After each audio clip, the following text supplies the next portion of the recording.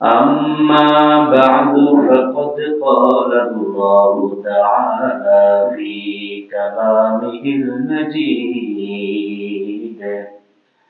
وفي فرقانه الحميد. أعوذ بالله من الشيطان الرجيم. بسم الله الرحمن الرحيم. فأما من أوتي كتابه بيمينه فسوف يحاسب حسابا يسيرا فسوف يحاسب حسابا يسيرا وينقلب إلى أهله مسرورا. وقال سبحانه وتعالى في شان حبيبه: إن الله وملائكته يصلون على النبي يا أيها الذين آمنوا صلوا عليه وسلموا تسليما. اللهم صل على سيدنا مولانا محمد وعلى آله سيدنا مولانا محمد. اللهم صل على سيدنا مولانا محمد وعلى آله سيدنا مولانا محمد. بلغ العلا بكماله كشف الدجى بجماله حسنت جميع خصاله. صلوا عليه وآله. لا إله إلا الله لا إله إلا الله لا إله إلا الله لا إله إلا الله لا إله إلا الله محمد رسول الله صلى الله عليه وسلم. উপস্থিত সম্মানিত মুসলিয়ান ইকরাম, অত্র এলাকার মুরব্বিয়ান নিজাম, দিন দরদি মুসলমান ভাইরা, যুবক ভাইরা এবং পর্দার আগে অবস্থানরত সম্মানিতা মা ও বোনেরা, আল্লাহ রাব্বুল ইজ্জতের দরবারে লক্ষ কোটি শুকরিয়া যে মহান রব্বুল আলামিন আমাদেরকে আজকে জুমার সালাত আদায় করার জন্য আল্লাহর ঘর মসজিদে এসে বসে কিছু কথা বলার এবং শোনার তৌফিক দান করেছেন। এই জন্য সকলে অন্তরে অন্তঃস্থল থেকে বলছি আলহামদুলিল্লাহ এবং সালাতু সালাম বিশ্ব মানবতার মুক্তির দূত জনাবে রাসূলুল্লাহ সাল্লাল্লাহু আলাইহি ওয়াসাল্লামের প্রতি। সম্মানিত হাজরিন, আমাদের ধারাবাহিক একটা আলোচনা আমরা করতেছিলাম। গত জুমায় আমরা কবরের অবস্থা বা বারজাখের জীবন নিয়ে আমরা আলোচনা করেছি। আজকে আমরা আলোচনা করব আমাদের হিসাব নিকাশ এবং কিভাবে আমরা আমাদের হিসাব আল্লাহ তাআলার কাছে সহজভাবে পেতে পারি, সেই উপায় নিয়ে ইনশাআল্লাহ আজকে আলোচনা করব। আল্লাহ তাআলা আমাদের সকলকে তৌফিক দান করুক, সবাই বলি আমিন।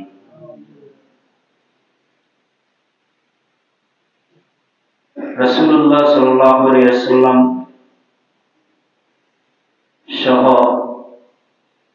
আল্লাহ রাব্বুল আলামিনের 1,14,000 বা 24,000 পয়গম্বর আল্লাহ তাআলা দুনিয়াতে প্রেরণ করেছেন। নবী রাসূলরা ব্যতীত সবাই কিন্তু ফার্স্ট ক্লাসে উত্তীর্ণ হতে পারবেন না কাল কিয়ামতে। একমাত্র নবী রাসূলের যদি জীবন বৃত্তান্ত আল্লাহ তাআলা কাল কিয়ামতে হিসাব নিকাশ নেয়, তাহলে তারা একমাত্র ফার্স্ট ক্লাসে কি করবেন, পাস করবেন। এছাড়া কারো কোনো কি উপায় নাই। আল্লাহ তাআলা কিন্তু কালামে মাজিদের মধ্যে কাল কিয়ামতে হিসাব নিকাশের অনেকগুলো আলোচনা করেছেন। আয়েশা রাদিয়াল্লাহু তাআলা আনহা থেকে বর্ণিত, তিনি বলেন,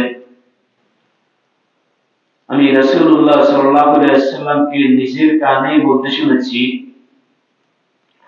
তিনি সালাতের মধ্যে এই দোয়াটা করতেন, আল্লাহুম্মা হাসিবনি হিসাবান ইয়াসীরা। সুবহানাল্লাহ। আল্লাহুম্মা হাসিবনি হিসাবান ইয়াসীরা। এক রাওয়ায়াতে আসছে আয়েশা রাদিয়াল্লাহু তাআলা আনহা বলছেন রাসূল সাল্লাল্লাহু আলাইহি ওয়াসাল্লাম সালাতের মধ্যে দোয়া করতেন। আরেক রাওয়ায়াতে আসছে তিনি নামাজের পর পর এই দোয়া করতেন, হে আল্লাহ, আমার হিসাব যখন আপনি নেবেন, আমার হিসাবটা আপনি সহজ করে নিয়েন। সুবহানাল্লাহ। কে বলতেছে এই কথা? সাইয়্যিদুল মুরসালিন রাসূলুল্লাহ সাল্লাল্লাহু আলাইহি ওয়াসাল্লাম নিজের হিসাবের ব্যাপারে আল্লাহ তাআলার কাছে দোয়া করতেছেন, আল্লাহ আমার হিসাব নিয়ে সহজ করে নিয়েন। সুবহানাল্লাহ। আপনি আইডিয়া করতে পারেন বিষয়টা কেমন? জিনার জন্মের পর থেকে মৃত্যু অবধি রাসূলুল্লাহ সাল্লাল্লাহু আলাইহি ওয়াসাল্লাম সহ সমস্ত নবী রাসূলদের সারাটা জীবন ছিল পিওর, কাঁদা মুক্ত, গুনাহ মুক্ত, মাহফুজ একটা জীবন তারা কি করছেন, অতিবাহিত করেছেন। এতটা সত্ত্বেও তারা হিসাবের জন্য সবসময় ঝুঁকিপূর্ণ ছিলেন।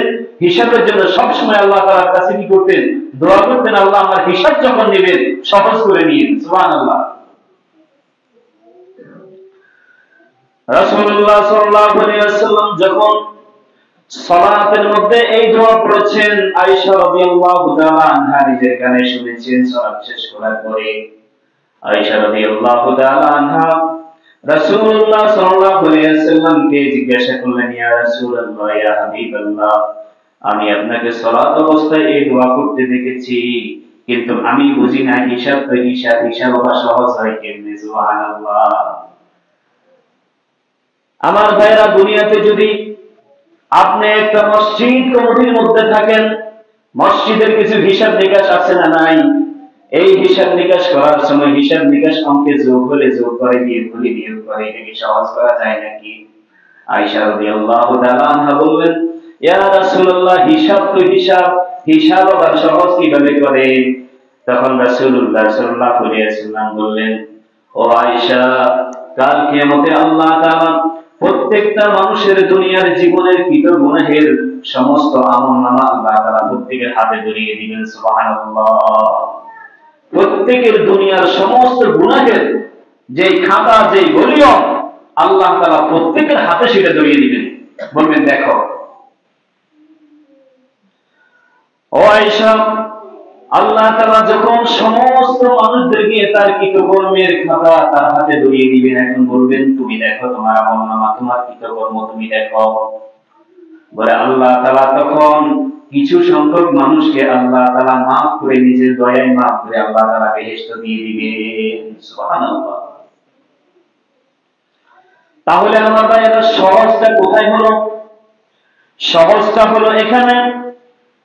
রাসূলুল্লাহ সাল্লাল্লাহু আলাইহি ওয়াসাল্লাম এই হাদিসের শেষে বললেন, ও আয়েশা, আর আল্লাহ তাআলা যার হিসাব নিকাশ নেওয়ার ইচ্ছা করবেন, যার সুল পরিমাণ হিসাব নেওয়ার ইচ্ছা আল্লাহ তাআলা করবেন, কাল কিয়ামতে ওই ব্যক্তি ধ্বংস হয়ে যাবে। পরিমাণ, পুরো হিসাব না, চুল পরিমাণ যদি আল্লাহ তাআলা কাউকে হিসাব দিতে যায়, তাহলে সেই ব্যক্তিটা জাহান্নামী, সেই ব্যক্তি ধ্বংস। এজন্য আল্লাহ রাসূল সাল্লাল্লাহু আলাইহি ওয়াসাল্লাম সব সময় এই দোয়া করতেন, আল্লাহুম্মা হাসিবনি হিসাবান ইয়াসীরা। ও আল্লাহ, আপনি যখন আমার হিসাব নিকাশ নেবেন, আপনার দয়ায় আপনি আমার হিসাবটা সহজ করে নিন। অন্য হাদিসে যখন আয়েশা রাদিয়াল্লাহু তাআলা আনহা রাসূলকে জিজ্ঞাসা করলেন, ইয়া রাসূলুল্লাহ, হিসাব কিভাবে সহজ করে নেওয়া যায়, রাসূলুল্লাহ সাল্লাল্লাহু আলাইহি ওয়াসাল্লাম সূরা ইনশিকাকের 7 নম্বর আয়াত থেকে রাসূলুল্লাহ সাল্লাল্লাহু আলাইহি ওয়াসাল্লাম তেলাওয়াত করে আয়েশাকে শোনালেন। রাসূলুল্লাহ সাল্লাল্লাহু আলাইহি ওয়াসাল্লাম বলেন, ফাআম্মা মান উতিয়া কিতাবাহু বিয়ামিনিহি ফাসাউফা ইউহাসাবু হিসাবান ইয়াসীরা। ও আয়েশা, শুনে রাখো, কাল কিয়ামতে আল্লাহ তাআলা প্রত্যেকটা মানুষকে তার দুনিয়ার কৃতকর্মের খাতা ভলিউম আল্লাহ তাআলা তার হাতে ধরিয়ে দিবেন। তবে আল্লাহ তাআলা যার ভলিউমটা তার ডান হাতে দিবেন, ওই ব্যক্তির হিসাব কাল কিয়ামতে সহজ হয়ে যাবে। সুবহানাল্লাহ। যার আমলনামা আল্লাহ তাআলা তার ডান হাতে দিবেন, তাহলে বুঝবেন যে তার হিসাবটা আল্লাহ সহজ করে দিয়েছেন। সুবহানাল্লাহ। এরপরে আমার ভাইরা, এইখান থেকে আপনি একটা জিনিস দুনিয়াতে বুঝতে পারেন, সেটা হলো ডান হাতে আমলনামা দেওয়ার মধ্যে এখানে একটা হিকমত রয়েছে। আপনি দুনিয়াতে যেই কোনো কাজ আপনি বরকতের জন্য ডান হাতে করবেন, কোন হাতে? দুইটা কিন্তু আপনার শরীরের অংশ, ডান হাতও আপনার শরীরের, বাম হাতও আপনার শরীরের, কিন্তু আল্লাহ তাআলা বুঝাইতে চাইলেন প্রত্যেকটা মঙ্গল কাজ, প্রত্যেকটা ভালো কাজ ডান হাত দিয়ে শুরু করা দরকার, ডান দিক থেকে শুরু করা দরকার, ঠিক কিনা? ডান হাত দিয়ে এবং ডান দিক থেকে প্রত্যেকটা ভালো কাজ করা দরকার। আর বাম হাতে খারাপ কাজ, খারাপ কাজ কি মুমিন কখনো করে? খারাপ কাজ বলতে কি বোঝায়? আপনি নাপাক পরিষ্কার করতেছেন, আপনি সুসু করতেছেন, তখন বাম হাত ব্যবহার করবেন, কথা কি বুঝছেন? নাকি কারো কিছু চুরি করতে বাম হাতে করবেন, এরকম নাকি বিষয়টা? না, আপনার খারাপ জিনিস মানে চুরি করতে গেলে বাম হাতে করবেন। কারো টাকা চুরি করলেন, কারো অমুক জিনিস তুলে নিয়ে আসলেন, কারো গাছের টাকা নিয়ে গালি দিলেন, এটা বাম হাতে করা, এই উদ্দেশ্য নাকি? এইটা নয়। বরং আপনি আপনার দেখা যাচ্ছে আঙিনা পরিষ্কার করতেছেন, ঘর বাড়ি পরিষ্কার করেন, পায়খানা বসা পরিষ্কার করেন, এমনকি নিজের পানি ব্যবহার করা, পায়খানা পরিষ্কার করে পানি ব্যবহার করা হইতে যত এই ধরনের কাজ আছে, সেগুলো বাম হাতে করা, কথা কি বুঝছেন? এছাড়া সব মঙ্গলের কাজ, কল্যাণের কাজ সবগুলো ডান হাতে শুরু করতে হবে। বিয়ে ভাইরা, রাসূলুল্লাহ সাল্লাল্লাহু আলাইহি ওয়াসাল্লাম এই আয়াত তেলাওয়াত করে রাসূল সাল্লাল্লাহু আলাইহি ওয়াসাল্লাম বললেন, কাল কিয়ামতে যার আমলনামা তার ডান হাতে দেওয়া হবে, আল্লাহ তাআলার কাছে তার হিসাব সহজ করে নেওয়া হবে, সহজ হয়ে যাবে। এরপরে রব্বুল আলামিন বলেন, ওয়া ইয়ানকালিবু ইলা আহলিহি মাসরুরা। কাল কিয়ামতে যার আমলনামা তার ডান হাতে দেওয়া হবে, তখন ওই ব্যক্তি তার এই আমলনামার ডান হাতে দিয়ে এত বেশি প্রফুল্ল হবে, উচ্ছলতায় ভুগবে, এত বেশি আনন্দিত হবে, ওই ব্যক্তি তার এরকম আমলনামার পেজগুলোকে খুলে, পৃষ্ঠাগুলোকে খুলে সে তার পরিবার পরিজনের কাছে যাবে। সুবহানাল্লাহ। আর নাচতে নাচতে, এরকম বলতে বলতে, হাসতে হাসতে বলবে, দেখো দেখো আমার আমলনামা ডান হাতে আসছে, আল্লাহ তাআলার পক্ষ থেকে আমার আমলনামা সহজ করে দেওয়া হয়েছে, আমার হিসাব নিকাশ সহজ করে দেওয়া হয়েছে। ওই ব্যক্তি এত আনন্দিত হবে, কারণ তার আমলনামাটা কি করা হয়েছে? সহজ করা হয়েছে, তার হিসাব নিকাশটা সহজ করা হয়েছে। এই জন্য তার আনন্দের আর কোনো শেষ থাকবে না। প্রিয় ভাইরা, দুনিয়াতে আপনি দেখেন তো, দুনিয়াতে একটা ছেলে, একটা ছাত্র যদি মাস্টার্স পাস করে এবং ডক্টরেট পাস করে, মেট্রিক পাস করে, আইএ পাস করে, পাস করার পরে আনন্দিত হইয়া প্রত্যেকটা মানুষকে মিষ্টি খাওয়ায় কি খাওয়ায় না? খাওয়ায় কিনা? কেন? সে পাস করেছে, একটা জিনিস সে অর্জন করেছে, এরকম একটা সার্টিফিকেট, একটা ভালো মান পেয়ে সার্টিফিকেট অর্জন করেছে, এই জন্য তাকে কেউ জিজ্ঞাসা না করলে সে তো বলে, সে প্রকাশ করে আলহামদুলিল্লাহ আমি পাস করেছি, আমি এই ক্লাস পেয়েছি, আমি এ গ্রেড পেয়েছি, আমি এই মাইনাস পেয়েছি। কেউ জিজ্ঞাসা না করলেও সে বলে কি বলে না, বলতে থাকে। সেই ব্যক্তি নিজ থেকে আনন্দে যার সাথে দেখা হয় তাকেই সে বলে, অথচ জিজ্ঞাসা করে নাই তাকে, সে প্রকাশ করতে চায়। আমার ভাইরা, ঠিক তেমনি ভাবে কিয়ামতের মাঠে যখন মানুষের আমলনামা তার ডান হাতে দেওয়া হবে, তখন ওই মানুষটা এরকম তার চেয়ে লক্ষ লক্ষ গুণ আনন্দিত হয়ে সে তার পরিবার পরিজনদেরকে, আত্মীয় স্বজনদেরকে তার আমলনামা দেখাইতে থাকবে। বলেন সুবহানাল্লাহ। তাহলে সেই ব্যক্তি কি এত বেশি আনন্দিত হবে? আর পরকালের সফলতা, পরকালের এই পাস উত্তীর্ণতা, এটা সর্বশ্রেষ্ঠ এবং চূড়ান্ত পর্যায়ের সফলতা। সুবহানাল্লাহ। তাহলে আমরা বুঝতে পারলাম যে আল্লাহ তাআলা যদি কাল কিয়ামতে আমাদের আমলনামা, আমাদের লিপিবদ্ধ খাতা, আমাদের ভলিউম যদি আমাদের ডাইন হাতে দেয়, তাহলে আমরা কিন্তু কাল কিয়ামতে সফল। এরপরে রাসূলুল্লাহ সাল্লাল্লাহু আলাইহি ওয়াসাল্লাম পরে যাদের আমলনামা তার বিপরীত দেওয়া হবে, ডান হাতে দেওয়া হবে না, তাদের ব্যাপারে রাসূলুল্লাহ সাল্লাল্লাহু আলাইহি ওয়াসাল্লাম বলেন, ওয়া আম্মা মান উতিয়া কিতাবাহু বিশিমালিহি ফাসাউফা ইয়াদউ সুবুরা। রাসূলুল্লাহ সাল্লাল্লাহু আলাইহি ওয়াসাল্লাম আল্লাহ তাআলার এই কথা কোট করে বললেন, ও আয়েশা, প্রক্ষান্তরে কাল কিয়ামতে যার আমলনামা বাম হাতে পিঠের পিছন দিয়ে এরকম বুকের ভিতরে হাত ভরে পিছন দিকে হাত, বাম হাত বের করে তার বাম হাতে পিছনের দিকে বাম হাতে তাকে আমলনামা দেওয়া হবে, তখন রাসূলুল্লাহ সাল্লাল্লাহু আলাইহি ওয়াসাল্লাম বলে, যার আমলনামা তার বক্ষের ভিতর দিয়ে বাম হাত ঢুকিয়ে তার পিছন দিকে তাকে আমলনামা দেওয়া হবে, ও আয়েশা, সেই ব্যক্তি কাল কিয়ামতের মাঠে তার ধ্বংসকে ডাকতে থাকবে। বলেন নাউযুবিল্লাহ। তার ধ্বংস মানে সেই ব্যক্তি তখন তার মৃত্যুকে ডাকতে থাকবে। এত ভয়ঙ্কর অবস্থা থাকবে, এত ভয়ঙ্কর একটা ব্যাপার হবে। ওই ব্যক্তি তার মৃত্যুকে ডাকবে, ও মৃত্যু, আমি এখনো বেঁচে চাই, আমার কেন হয় না, আমি কেন মরি না। কথা কি বুঝছেন? ওই ব্যক্তি শুধুমাত্র মৃত্যুকে ডাকতে থাকবে আর বলবে, হায় আমি ধ্বংস হয়ে গেছি, আমি ধ্বংস হয়ে গেছি। তাহলে যার আমলনামা তার বুকের ভিতর দিয়ে ধরে, হাতকে ধরে বাম হাতে পিছনে ধরিয়ে দিবে, তাহলে সেই ব্যক্তি আর কাউকে মুখ দেখানোর অবস্থা থাকবে না। আর সেই ব্যক্তি তার ধ্বংস ডাকবে, আর সে তার মৃত্যুকে ডাকবে, হায় আমি যেই দিন মরেছি সেই দিন যদি আমার জীবন শেষ হয়ে যেত, সেইখানে যদি আমার অস্তিত্ব বিলীন হয়ে যেত, আজকে আমাকে এই অবস্থা দেখতে হতো না, আজকে আমাকে এই অবস্থা ফেস করতে হতো না। তাহলে আমরা যারা মনে করে আছি যে মৃত্যুর পরে অবস্থা শেষ, বিষয়টা কি এরকম? মৃত্যুর পরে কি আমাদের অবস্থা শেষ নাকি শুরু? আমার ভাইয়েরা, দুনিয়ার জীবনটা হলো আখিরাতের জীবনের সন্ধ্যা। আসরের পর থেকে মাগরিব পর্যন্ত যে সময়টা থাকে, এই সময়টা শেষ হওয়ার পরে রাত শুরু হয় কি হয় না? অথবা আপনি ফজরের পর থেকে সূর্য উদয় পর্যন্ত এই সময়টা চিন্তা করেন। দুনিয়ার জীবনটা হচ্ছে ফজরের পর থেকে সূর্য উদয়ের এই মধ্যখানের এই সময়টা। বলেন, এই সময়টা যখন ইন্তেকাল করে একজন মানুষ, যদি সূর্য ওঠার সাথে সাথে ইন্তেকাল করে, বলেন তো পুরো দিনটা কি রয়ে গেল না শেষ হয়ে গেল? রয়ে গেছে কিনা? আপনি সকাল ফজরের পর থেকে সূর্য ওঠা পর্যন্ত এটা কি দিনের শুরু নাকি দিনের শেষ? পুরা দিন পড়ে আছে।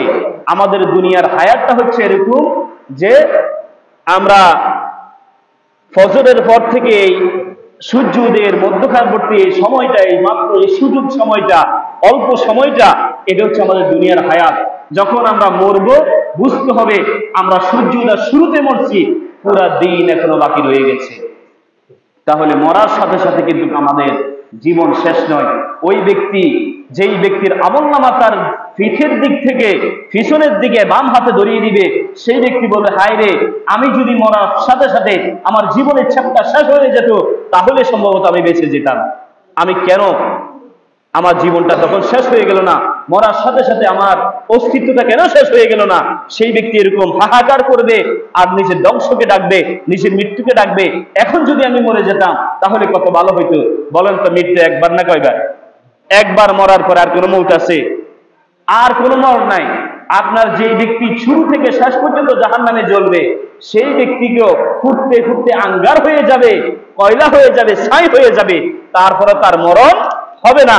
মরণ কিন্তু দুনিয়ার জীবনে একবারে। আপনি দুনিয়াতে জন্মগ্রহণ করেছেন আর মরেছেন একবার, আর কোনো মৌত নাই। মৌতকেও আল্লাহ তাআলা জবাই করে দিয়ে বলবে, তোমার খেলা শেষ। কথা কি বুঝছেন? তাহলে যার আমলনামা তার পিঠের পিছন দিক থেকে বাম হাতে দেওয়া হবে, সেই ব্যক্তি নিজের মৃত্যুকে ডাকবে, নিজের ধ্বংসকে ডাকবে, হায় আমি ধ্বংস হয়ে গেছি। তার হিসাবটা কঠিনভাবে নেওয়া শুরু হয়ে গেছে।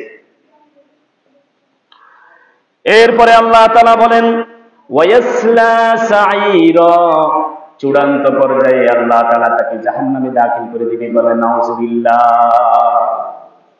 চূড়ান্ত তার সিদ্ধান্ত, তার বিচারের সমাধান হলো তার জীবনটা হচ্ছে জাহান্নামী, তাকে জাহান্নামে দিয়ে দেওয়া হবে।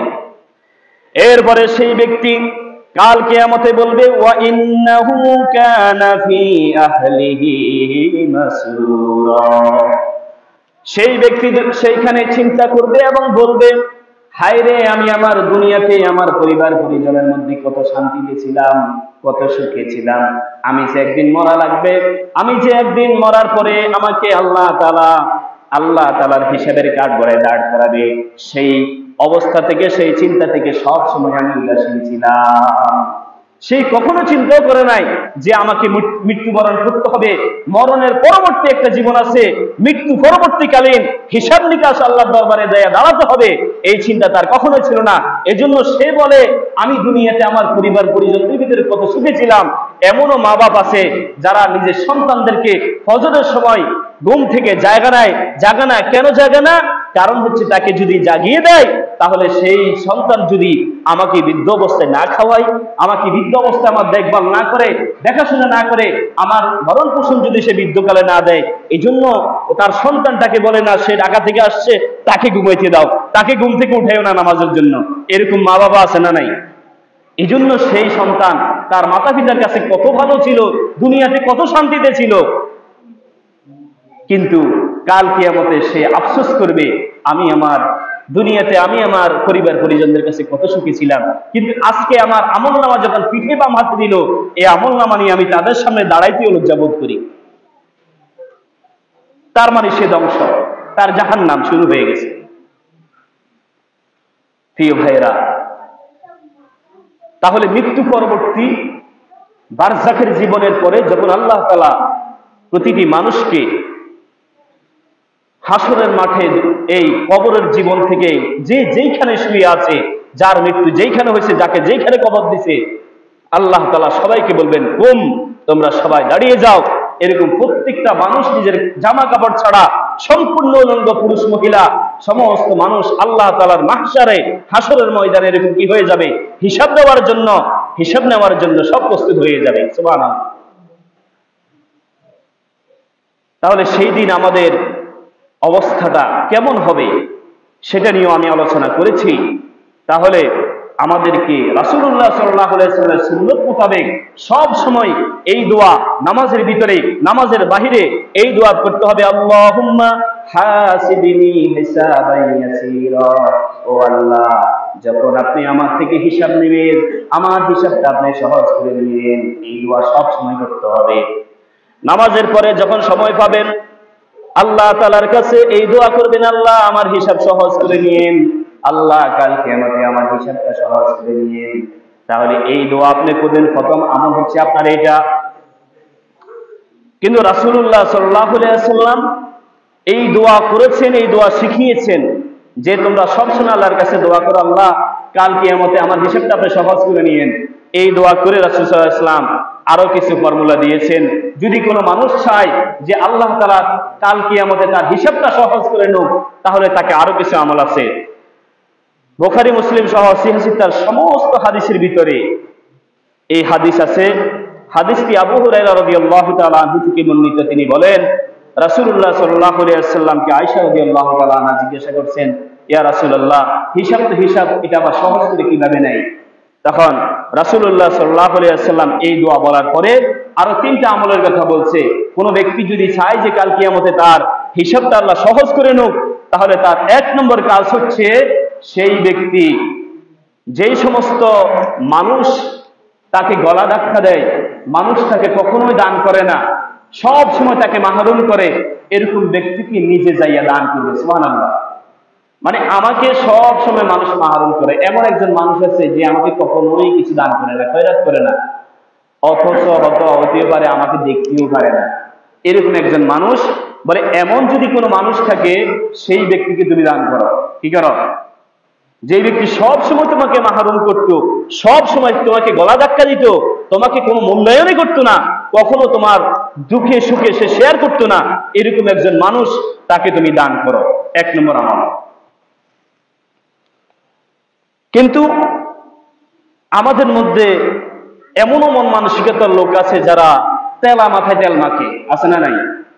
আপনি দেখেন সরকারিভাবে যেই জিনিস আসে, গমের কার্ড আসে, রেশন আসে, আরো অনেক কিছু সরকারিভাবে আসে, এই রিলিফের জিনিসগুলা, কার্ডের 10 টাকার কার্ডের বা এই যে রেশনের জিনিসগুলা, এই জিনিসগুলো কিন্তু সুখী মানুষই পায়, ঠিক কিনা?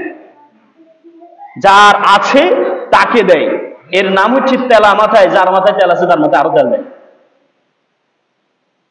এরপরে আপনি আপনার বাড়িতে দাওয়াত করেন, 2-4 জন মানুষ খাওয়াতে গেল, আপনি তাকেই দাওয়াত করেন, যেই ব্যক্তি সমাজের মধ্যে সচ্ছল, যেই ব্যক্তি সমাজের মধ্যে বিত্তবান, ওই লোককে আনিয়ে দাওয়াত দিয়ে খাওয়ায়, আছে না নাই? তাহলে প্রত্যেকটা মানুষ, প্রত্যেকটা ক্ষেত্রে আমরা কিন্তু রাসূলুল্লাহ সাল্লাল্লাহু আলাইহি ওয়াসাল্লামের তরিকার বিপরীত, সুন্নতের বিপরীত অবস্থান নিয়েছি। রাসূল বলছে এটা, আমরা তার সম্পূর্ণ বিপরীতটা করি। এজন্য আপনাকে কিন্তু খেয়াল রাখতে হবে। আবার সূরা মাউনের মধ্যে আল্লাহ তাআলা বলেন যে এমন লোক আছে যারা ইয়াতীমকে গলা ধাক্কা দেয়। বলে শুধু গলা ধাক্কা দেয় তাই নয়, বলে এই সমস্ত লোকগুলা মানুষকে, ইয়াতীমদেরকে খাবার দিতে উৎসাহ দেয় না। উৎসাহ কেন দেয় না জানেন? কারণ ওই ব্যক্তি যখন উৎসাহ দিবে, উপদেশ দিবে, তখন বলে তুমি কি করছো, কাল কেন তোমার বাড়িতে খানা খাওয়াছে, বড় লোক চাইছে। কথা কি বুঝছেন? এই জন্য তারা এই ভয়ে, অবস্থাটা কিন্তু রাসূলুল্লাহ সাল্লাল্লাহু আলাইহি ওয়াসাল্লামের যুগের কাফেরদের অবস্থা এখানে বর্ণনা করছে, যদিও কিন্তু কিয়ামত পর্যন্ত একটা দল এরকম আছে না নাই? থাকবে। প্রত্যেকটা যুগে এই ধরনের লোক থাকবে যারা ইয়াতীমকে খানা দিবেও না, কখনো উৎসাহ দিবে না, উপদেশও দিবে না। কেন? কারণ সে উপদেশ দিলে সামনের ব্যক্তি তাকে বলবে, তুমি যে আমাকে উপদেশ দিচ্ছ, তুমি খাওয়াও নি এতিমদেরকে, তুমি যে ওই দিন খাওয়াইলা, তুমি তো বড় লোক চাইছে, তোমার বন্ধু বান্ধব চাইছে, আত্মীয় স্বজন চাইছে, বিত্তবান সমাজের মধ্যে মান্যগণ্যকে চাইছে, তুমি খাওয়াইছ, এই কথা যেন না বলতে পারে, এই জন্য তারা উৎসাহ দিত না। কথা কি বুঝছেন? এরকম লোক প্রত্যেক যুগে কিয়ামত পর্যন্ত থাকবে। এজন্য প্রিয় ভাইরা, যখন দান খয়রাত করবেন, ওই ব্যক্তিকে করবেন যে সব সময় মাহরুম থাকে, কেউ তাকে দেয় না, কেউ তার দিকে তালাশ করে না, এরকম ব্যক্তিকে দান করবেন। রাসূল সাল্লাল্লাহু আলাইহি ওয়াসাল্লাম বললেন, যদি কোনো মানুষ চায় যে তার কিয়ামতের হিসাবটা সহজ করা হোক, তাহলে সেই ব্যক্তি যেন 1 নম্বর ওই ব্যক্তিকে দেয় যে ব্যক্তি সবসময় তাকে মাহরুম করে।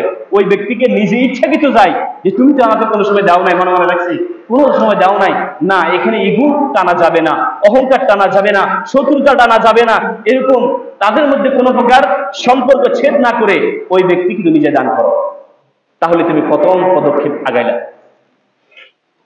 2 নম্বর, রাসূলুল্লাহ সাল্লাল্লাহু আলাইহি ওয়াসাল্লাম বললেন, যদি কোনো মানুষ চায় যে কাল কিয়ামতে তার হিসাব নিকাশ সহজ করা হোক, 2 নম্বরে সেই ব্যক্তি তার ওই সমস্ত আত্মীয়দের সাথে সম্পর্ক স্থাপন করবে, সম্পর্ক জোড়াবে, যেই আত্মীয়, যে স্বজন তার সাথে কখনো সম্পর্ক রাখতে ইচ্ছুক না। এরকম আত্মীয় স্বজন আছে কখনোই খবর নেয় না, আত্মীয় স্বজনদেরকে দেখভাল করে না, তথ্য তালাশ নেয় না, খোঁজ খবর নেয় না, খাইছে কি খাই নাই। বলে এই সমস্ত লোক, যে সমস্ত আত্মীয় স্বজন তোমার সাথে সম্পর্ক রাখতে চায় না, তুমি এটার প্রতি জোর দিয়ে তাদের সাথে সম্পর্ক স্থাপন করো। এরকম আমাদের মধ্যে অনেক আত্মীয় স্বজন আছে না, যারা একটু পয়সাওয়ালা হয়ে গেছে, এখন আর নিচের যে আত্মীয় স্বজন আছে, হত দরিদ্র যে আত্মীয় স্বজন আছে, তাদের কি পরিচয় দিতেও তারা কি করে না, তারা আপত্তি করে, পরিচয় দিতে চায় না। এরকম লোক আছে না নাই? একটু পয়সাওয়ালা হইলে খোঁজ খবর আর নেয় না, আত্মীয় স্বজনের বাড়িতে আসে না, ফোনও দেয় না, বছরে একবার ঈদে চান্দিও তো দেখা করে না।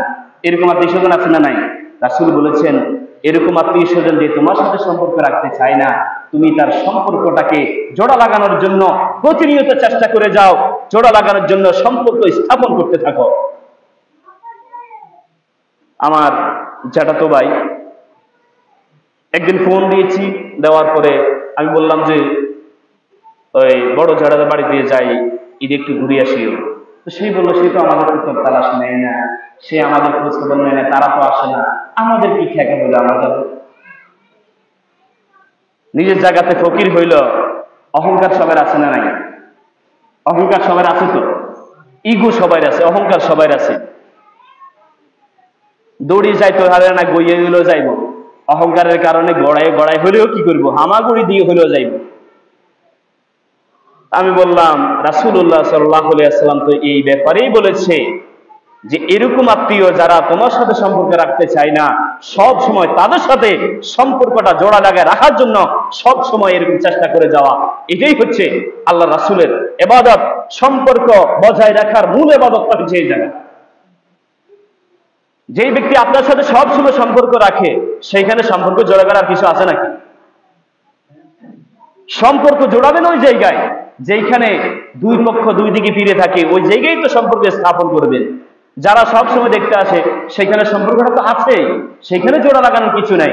যেটা ছিঁড়ে গেছে, যেটা অলরেডি নষ্ট হয়ে গেছে, বিচ্ছেদ হয়ে গেছে, এরকম সম্পর্ক সবসময় জোড়া রাখার চেষ্টা করবেন। তাহলে আল্লাহ তাআলা কাল কিয়ামতে আমার আপনার হিসাব সহজ করবেন। আল্লাহ তাআলা আমল করার তৌফিক দান করুন।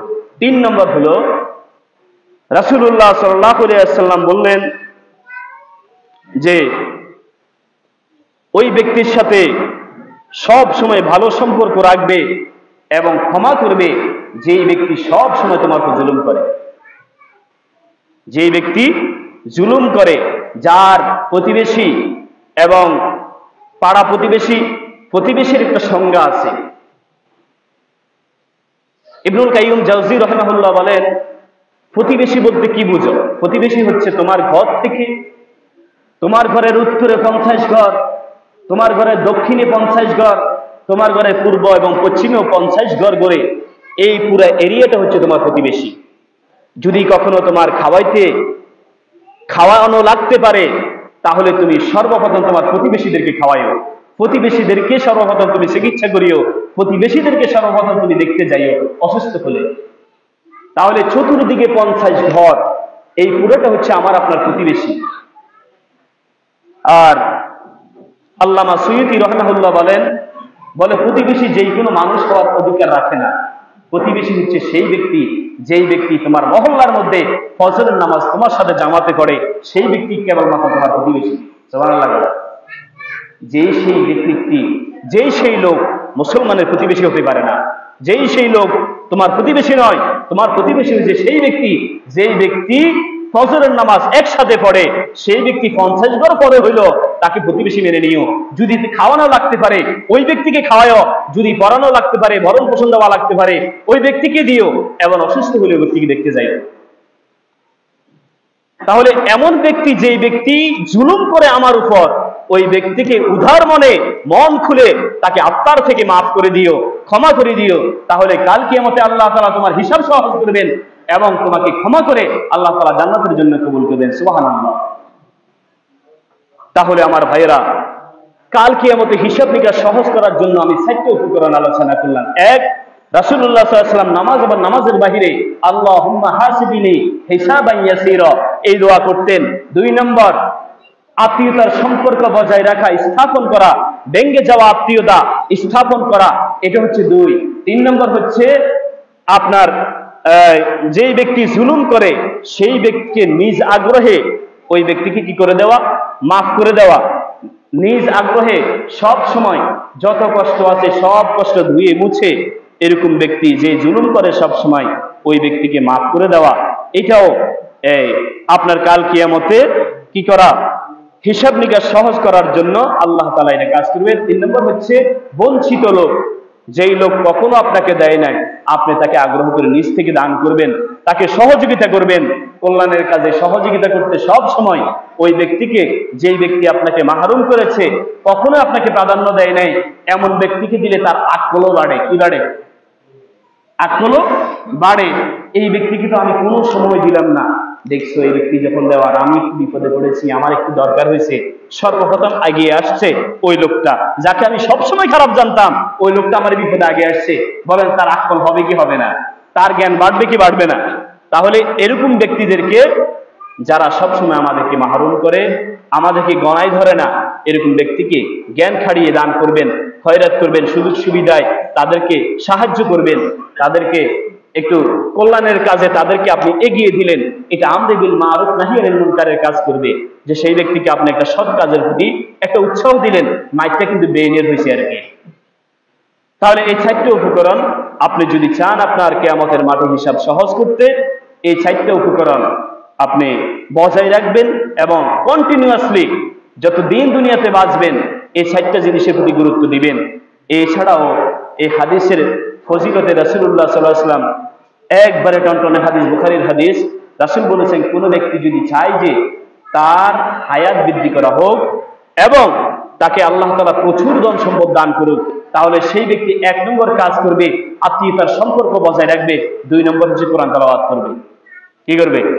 1 নম্বর কোরআন তেলাওয়াত করলে তার আয়ু বৃদ্ধি হবে, তার হায়াত বৃদ্ধি হবে এবং আল্লাহ তাআলা দুনিয়াতে তার প্রচুর ধন সম্পদ দিবে। 2 নম্বর কাজ হচ্ছে যেই ব্যক্তি আত্মীয়তার সম্পর্ক বজায় রাখবে, ভেঙে যাওয়া আত্মীয় স্থাপন করবে, সেই ব্যক্তিকে আল্লাহ তাআলা 2টা জিনিস দিবেন। 1, দুনিয়াতে ধন সম্পদ বাড়ায় দিবেন। 2 নম্বর হচ্ছে আল্লাহ তাআলা তাকে কি করবেন? কাল কিয়ামতে তার হিসাব নিকাশ সহজ করে দিবেন এবং তার আয়ু বৃদ্ধি করবেন। আল্লাহ তাআলা আমাদেরকে যে কথাগুলো বলা হয়েছে আমল করার তৌফিক দান করুন। ওমা আলাইনা ইল্লাল বালাগ।